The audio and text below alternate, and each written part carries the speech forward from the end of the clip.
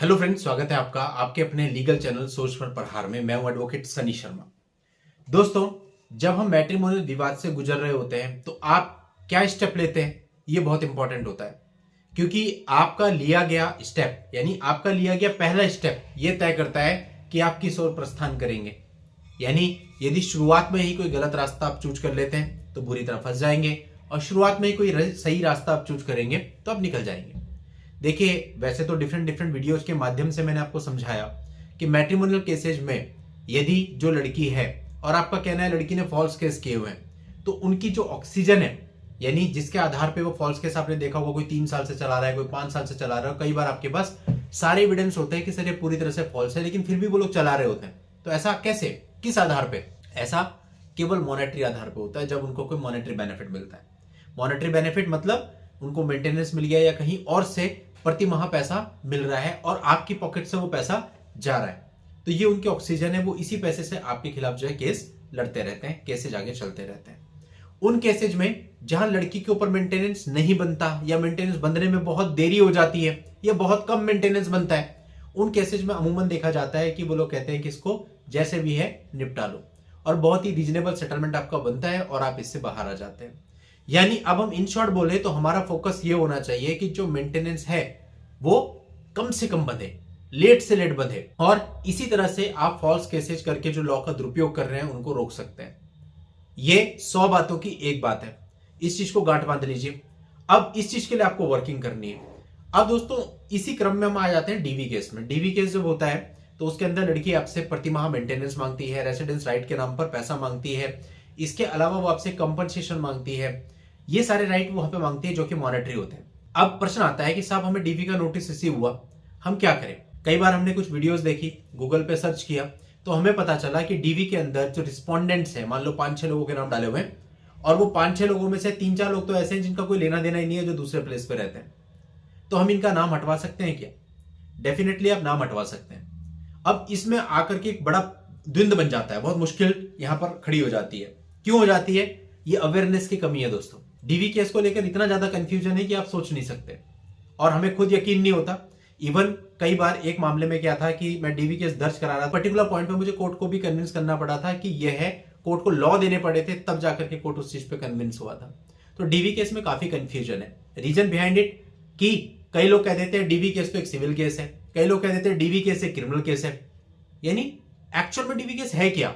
कि DV case की सारी प्रोसीडिंग सीआरपीसी से चलती है। आप देखिए, आप ऑब्जेक्शन फाइल करते हैं, ऑब्जेक्शन फाइल करने के बाद अगर लड़की ने अपने एफिडेविट में कुछ झूठ बोला है, आपके पास राइट होता है कि आप 340 सीआरपीसी फाइल कर सकते हैं। 340 एक प्रोविजन है सीआरपीसी के अंतर्गत, आप उसको सिविल केस में अप्लाई नहीं कर सकते। यानी सीआरपीसी के अकॉर्डिंग डीवी की प्रोसेस चल रही है, तभी तो आप 340 अप्लाई कर पा रहे हैं, तभी तो आप 91 सीआरपीसी की एप्लीकेशन लगा पा रहे हैं। यानी सीआरपीसी के जो भी प्रोविजन है उनको आप डीवी केस के अंदर यूज कर सकते हो। अब इन शॉर्ट अगर हम कहें तो डीवी केस है क्या? डीवी केस की जो पूरी प्रक्रिया है शुरू से एंड तक, ये चलेगी सीआरपीसी के अकॉर्डिंग, यानी क्रिमिनल प्रोसीजर कोड, यानी कि क्रिमिनल लॉ के अकॉर्डिंग इसकी प्रोसीजर चल रही है। लेकिन डीवी केस के अंदर जो आपको रिलीफ मिल रहे हैं वो सारे के सारे सिविल नेचर के रिलीफ है। यानी इसमें ऐसा नहीं है कि आपको अरेस्ट कर लिया जाएगा, यानी सिविल नेचर के रिलीफ है। वो अलग बात है कि आपने पैसा नहीं दिया, आपका रिकवरी वारंट इश्यू हो गया, दैट इज डिफरेंट मैटर।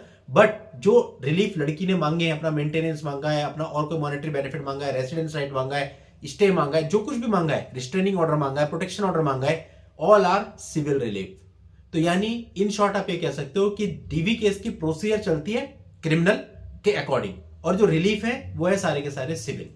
यानी डीवी एक्ट के अंतर्गत आप सीआरपीसी के अकॉर्डिंग सारी एप्लीकेशंस लगा सकते हो, पूरी प्रोसीजर चला सकते हो। इसलिए यह कहना तो बिल्कुल ही गलत होगा कि डीवी एक प्रॉपर प्योर सिविल प्रोसीजर है, क्योंकि पूरी क्रिमिनल से चल रही है। और यह कहना भी गलत होगा कि डीवी एक प्रॉपर जो है क्रिमिनल प्रोसीजर है, क्योंकि इसके सारे के सारे रिलीफ सिविल है। तो इसके एक वर्ड यूज होता है क्वासी।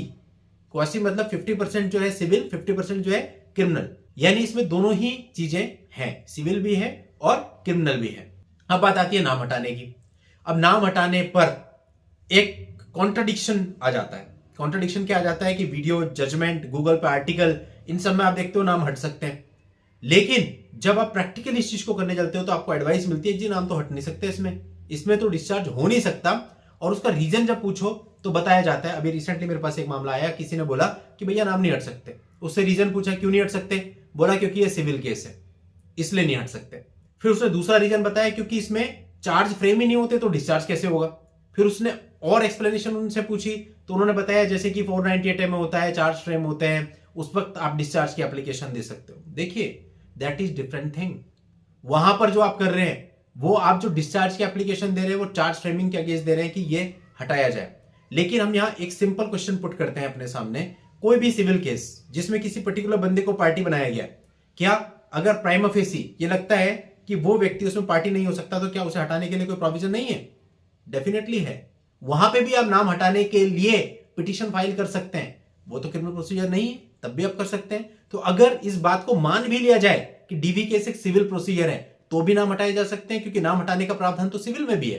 तो इन शॉर्ट बात यह है कि अवेयरनेस की कमी है। डीवी केस में मामले के अकॉर्डिंग डिस्चार्ज पिटीशन बनाई जा सकती है, लगाई जा सकती है। जितने भी मामले आते हैं उन सभी के अंदर डिस्चार्ज पिटीशन अप्लाई करते हैं। बहुतों में रिलीफ मिलता भी है, बहुतों में रिजेक्ट भी होती है। दैट्स डिफरेंट मैटर कि मेरिट पे क्या होता है। लेकिन आप में से जितने वीडियो देख रहे हैं उनमें से बहुत सारे ऐसे प्रत्यक्ष गवाह हैं जिन्होंने अपने अपने मामलों में डिस्चार्ज पिटीशन लगाई है। कल किसी से बात हो रही थी तो वो कह रहे थे कि साहब हमें बताया गया, ऐसा कुछ होता नहीं है, हमारे पास जो 150 केस हैं, आज तक कभी किसी केस में ऐसा नहीं हुआ। देखिए बहुत सिंपल सी बात है, हम नंबर ऑफ केस 150, 100, 50 के बेस पे कोई सैंपलिंग नहीं कर सकते। यहां हम बात कर रहे हैं पूरे इंडिया में हजारों लाखों केसेज की। आप क्या अंदाजा लगा सकते हो कि कितने सारे लोगों के साथ फॉल्स केसेज चल रहे हैं और कितने सारे लोगों के केसेज में डिस्चार्ज पिटीशन लगी होंगी आज तक?